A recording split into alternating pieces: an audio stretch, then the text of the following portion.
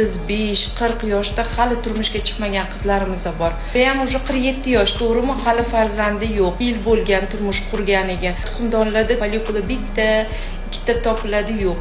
Mana shunaqa ayollarga nima tavsiya bermoqchiman? Mana yoshligingizda 20-25 yosh, keling 30 yoshingizda meditsina rivojlandi. Mana muzlatib qo'ying o'sha folikulalarni, 10 ta, 15 ta sifatli folikulalarni muzlatib qo'ying.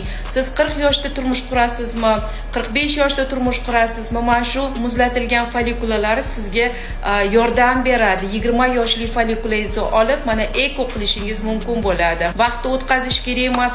Birinchi o'rinda mana oila. Erkaklar ham mutellada yurishibdi. 35-40 yoshli ayollar. Shunda sizlarda xohlasalar 40 yoshda, xohlasalar 45 yoshda mana eko orqali 20 yoshli folikulalardan soppa-sog'lom farzandlar ham tug'iladi.